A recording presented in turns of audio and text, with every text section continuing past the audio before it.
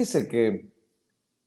en este momento es que es importante hacer alianzas informativas, apostarle al periodismo de investigación, y me da mucho gusto que en este contexto, en este debate de la salida de Azucena Oresti, las razones,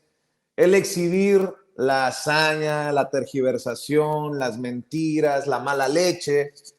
regrese para comentar lo que publica en la revista Contralínea la querida Nancy Flores. Fíjese lo que escribe Nancy Flores, que confirma lo que en algún momento yo le adelantaba, le ponía ahí sobre la mesa. Y bueno, es una información, son datos que hemos estado manejando y esperando confirmar para ustedes ya por algunas semanas, y qué bueno que por fin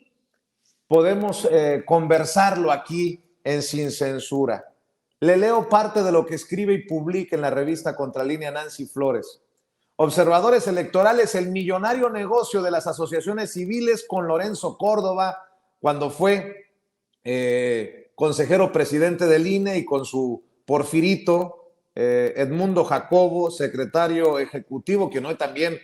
tiene negocitos de cabildeo, ¿no? En la administración de Lorenzo Córdoba, escribe Nancy Flores en la revista Contralínea, en el INE se facilitaron los negocios de organismos internacionales, asociaciones civiles e instituciones de educación superior con el árbitro electoral.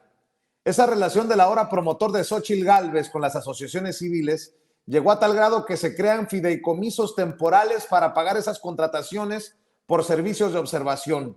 Otros gastos con cargo al erario son asesorías, elaboración de proyectos, evaluaciones y hasta testificaciones sociales en licitaciones públicas. Tan solo en las elecciones de 2018 y 2021, el INE pagó cerca de 31 millones de pesos a las organizaciones que observaron los comicios y cerca de 21 millones a universidades, mientras que 3 organismos internacionales se embolsaron más de 55 millones de pesos entre 2015 y 2020. Al respecto, auditorías internas clasificadas como confidenciales dan cuenta de supuestas irregularidades como gastos sin comprobar. En momentos en que Lorenzo Córdoba se quita la máscara y apoya abiertamente las intenciones, las aspiraciones de Xóchitl Gálvez, en momentos en que Lorenzo Córdoba es el orador en los esfuerzos por la democracia, que no es más que esfuerzos de la oposición contra la 4T, es importantísimo hablar de esto que publica Nancy Flores, y a quien le agradezco mucho que nos acompañe. Nancy, ¿cómo estás? Te saludo con mucho gusto. Buenas tardes. Buenas tardes, Vicente. Como siempre es un gusto estar aquí en el programa Sin Censura y justo sí, pues abordar este tema que además nos agarra en una coyuntura importante,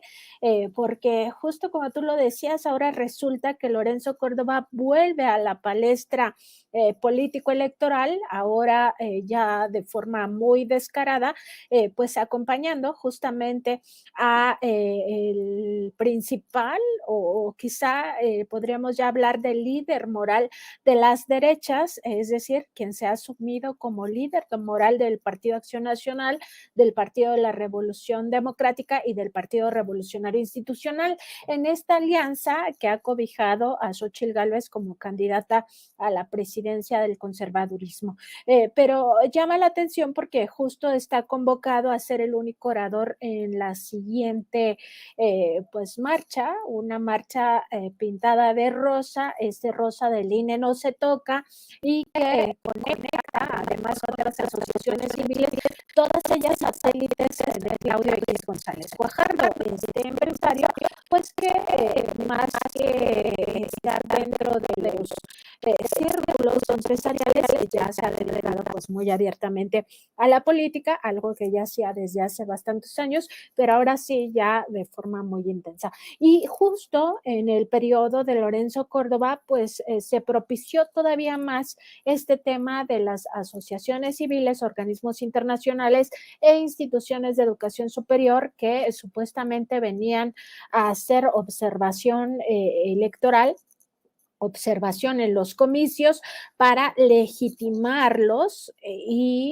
pues en realidad se les daba una millonada. Y esto llama sobre todo la atención porque el pasado 15 de diciembre, Vicente, en el Consejo General del INE, pues se estaba discutiendo todo este tema del presupuesto 2024 y ahí pues hubo hasta incluso una división nuevamente, dos grupos enfrentados, el grupo que todavía respalda las acciones y que venía justo de la época de Lorenzo, perdón, de la época de Lorenzo Córdoba, y otro grupo que indica que es necesario pues un uso eficiente y además racional del presupuesto público. El grupo que sigue respaldando las acciones de Lorenzo Córdoba pues pide que estos dineros se sigan entregando de forma discrecional a estas asociaciones civiles como había ocurrido en el pasado, y el otro grupo dice que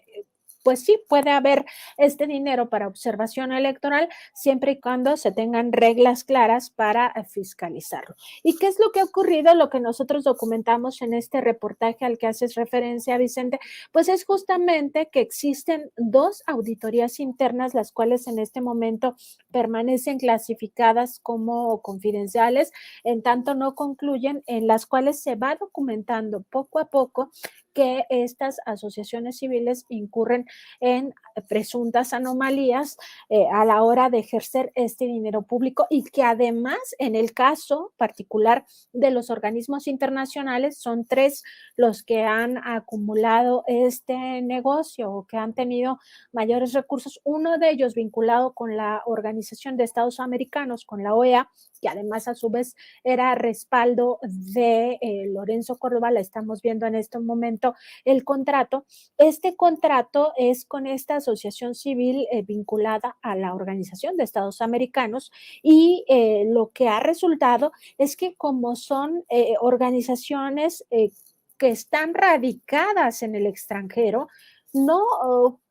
forman parte de nuestras leyes. Es decir, quedan ajenas a nuestro marco legal con el cual pues se obliga a todo ente que recibe dinero público a ser fiscalizado. Y además se da cuenta de una presunta triangulación de dinero, es decir, se le da una bolsa a estos organismos internacionales que a su vez contratan a asociaciones civiles, y luego se pierde el rastro de estos recursos. Una cosa realmente que llevó a una discusión muy intensa al Consejo General del INE en diciembre pasado, donde la postura de la Cámara de Diputados, hay que recordarle a la audiencia que los legisladores como representantes de partido, pero también como representantes de uno de los poderes, que es el poder legislativo, están presentes y participan dentro de esta discusión. Y ahí muy claramente dos legisladores en forma particular, el diputado Sergio Gutiérrez de Movimiento Regeneración Nacional y el diputado Irán Hernández del Partido Revolucionario Institucional, señalaban que la postura de la Cámara de Diputados es justamente que no se siga destinando dinero público a estas asociaciones civiles de forma discrecional. Incluso el representante del PRI hablaba de que existe un claro conflicto de interés porque hay exfuncionarios del INE directamente vinculados a estas organizaciones internacionales, y ambos decían que el presupuesto pues en realidad se ha manejado de forma discrecional, lo que ha permitido que estas asociaciones civiles, instituciones de educación superior locales, es decir, que están basadas en México, más las organizaciones internacionales, en realidad no hayan rendido jamás cuentas de este dinero que se les está entregando, ni cómo su trabajo impacta realmente en la democracia. Contrario, decían, a lo que pasa con los partidos políticos, donde se les fiscaliza todo. Y no es que estuvieran en contra de la fiscalización hacia partidos políticos, sino más bien que había una exigencia de decir, ok, les van a dar dinero a las asociaciones civiles, pero dénselo con reglas claras. Eso mismo también lo propuso en su momento la propia Carla Humphrey, que fue la consejera que encabezó estos esfuerzos del análisis del presupuesto 2024, e incluso la presidenta del INE, Guadalupe Tadei, pues señalaba que no hay que confundir, o sea, dinero público sí hay para la observación, incluso de carácter internacional, los observadores internacionales sí van a venir, lo que ahora quedaba como una partida en cero es lo que se acaba destinando a las asociaciones civiles que no necesariamente hacen un trabajo de observación, sino más bien de legitimación de todo el proceso con algunos estudios, algunas asesorías y que no necesariamente es lo que más se ocupa o se necesita. Entonces es un tema muy interesante, Vicente, que me parece a mí que todos debemos de poner atención porque al final pues es dinero del pueblo de México, no es dinero de ellos y no se puede estar utilizando de forma discrecional para beneficio de unos cuantos. Ahora mismo estamos viendo, Vicente, esta parte de las sanciones que sí ha impuesto el INE, esta comisión de fiscalización, a asociaciones que incluso han incumplido, pero esto es mínimo. La fiscalización que se hace a estas asociaciones es mínima y como tú puedes observar ahí, pues ni siquiera supera los 100,000 pesos de sanción, cuando seguramente las anomalías son mucho mayores. Estoy revisando lo que escribes, lo que publicas, Nancy, y dices que información del propio INE revela que en el periodo de Lorenzo Córdoba, 3 organizaciones internacionales obtuvieron más de 55 millones de pesos para legitimar los comicios. El Instituto Interamericano de Derechos Humanos, el Programa de las Naciones Unidas para el Desarrollo y el Instituto Internacional para la Democracia y Asistencia Electoral, IDEA Internacional por sus siglas. Y fíjate que me estaba acordando, ahora que tanto relajo se hizo con la salida de Edmundo Jacobo como secretario general, que abre una cabildera, una firma que se dedica a cabildear. Yo pregunto si sería muy loco pensar que por lo menos alguno de estos esfuerzos estaría encabezado por Edmundo Jacobo. No quiero especular, pero es precisamente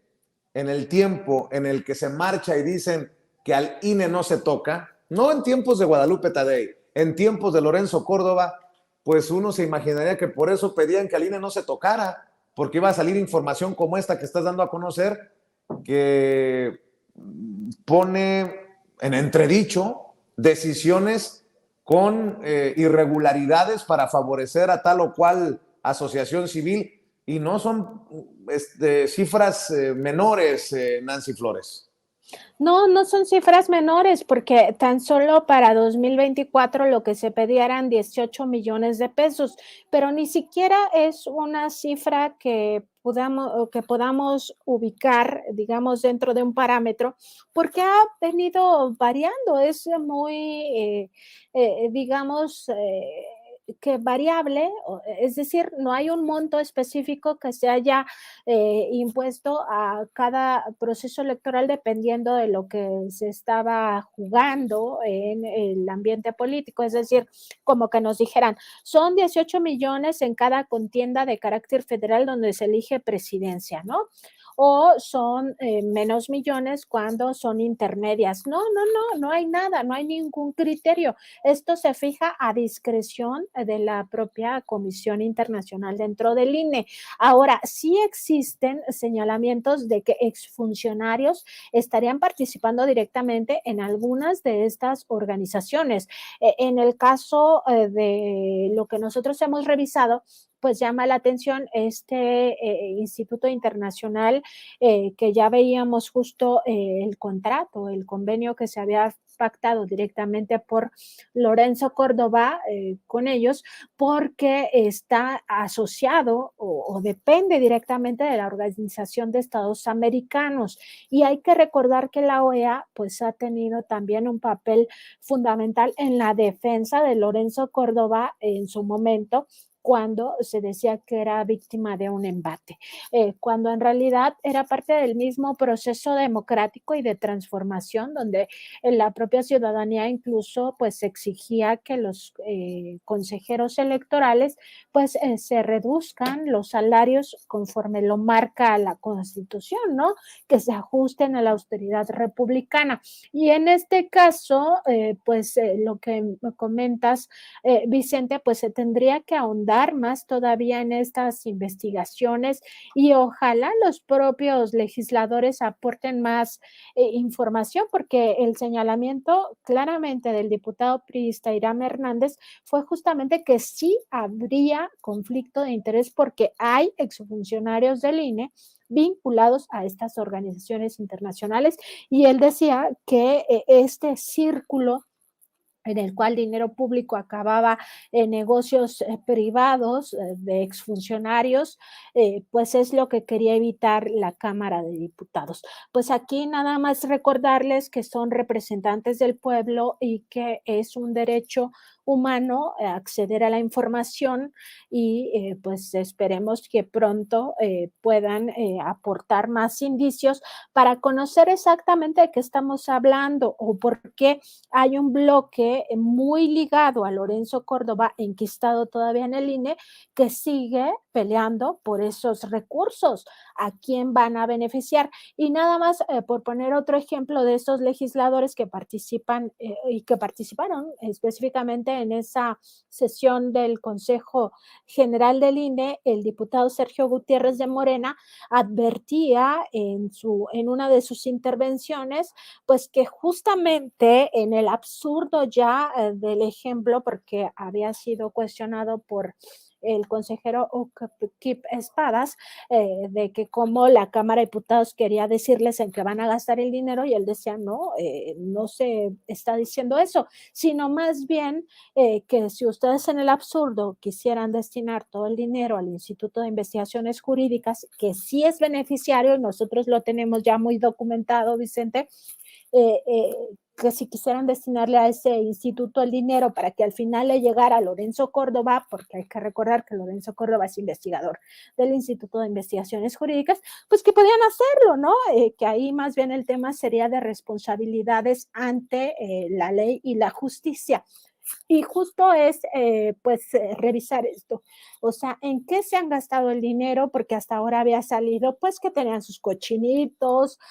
que tenían, pues, estos sueldos por encima de lo que gana el presidente de la República, que gastan un dineral en rentas y todo lo que ya habíamos venido hablando, Vicente, que nosotros mismos en Contralínea y otros compañeros en otros medios habíamos venido documentando, pero tal era, digamos, la podredumbre dentro de este instituto que siguen saliendo cosas. Y ahora sale precisamente este tema de las asociaciones civiles que se aprovechan de este marco de la observación electoral y resulta que en realidad podría tratarse de negocios privados que solo benefician a estos consejeros. Sigamos poniendo el dedo en la llaga, mi querida Nancy, y estoy seguro que no pasará desapercibida esta información que generará reacciones, estemos al pendiente de estas reacciones. Y si me permites, antes de despedirte, bueno, además de mandar un saludo a Sósimo, a Miguel, a todos ahí en la redacción de Contralínea, déjame pedir tu opinión acerca de las circunstancias en el país que llevan a algunos a tergiversar, a mentir y me imagino que a cobrar mucho dinero. ¿Cómo ves todo este merequetengue de Azucena Oresti? Yo sé que estamos comprometidos desde estas trincheras en hacer las cosas diferentes, con honestidad, con transparencia. Ustedes responder en una crisis del periodismo o de un sector del periodismo mexicano con periodismo de investigación como debe ser. Pero quiero pedir tu opinión porque estoy viendo que están retomando Margarita Zavala, Héctor de Mauleón. Bueno, Felipe Calderón, hay que decir que rectifica, no rectifica esto de acusar al presidente de censura, pero de llamar la atención, ¿no? Por lo menos decirlo de alguna manera, de llamar la atención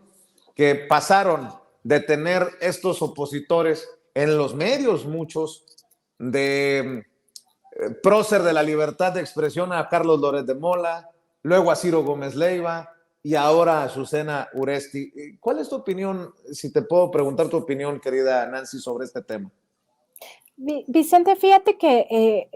y esto es algo que hemos reiterado aquí en Sin Censura también y por supuesto en nuestros espacios de Contralínea acerca de la ética periodística, porque eso es muy importante. Tú al principio de esta pregunta pues hablabas justo de la honestidad y no hay que olvidar estos principios, estos valores fundamentales, pero también que no son renunciables para la profesión periodística porque se trata justamente de un ejercicio de un derecho humano. El periodismo puede ser concebido ya como una herramienta para ejercer el derecho humano a la información que está ligado a las libertades de expresión, de opinión y de prensa, que son eso, derechos humanos tutelados no solo por nuestras leyes, sino por el derecho internacional relativo a los derechos humanos. Y esos valores son justamente honestidad, independencia, responsabilidad social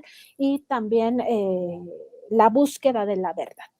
Eso es lo que nos debe de mover y si hablamos de búsqueda de la verdad, pues aquí vamos a decir que nunca hubo búsqueda de la verdad en esta sugerencia que claramente hizo Azucena Uresti. Y a mí me gustaría leer 4 puntos de la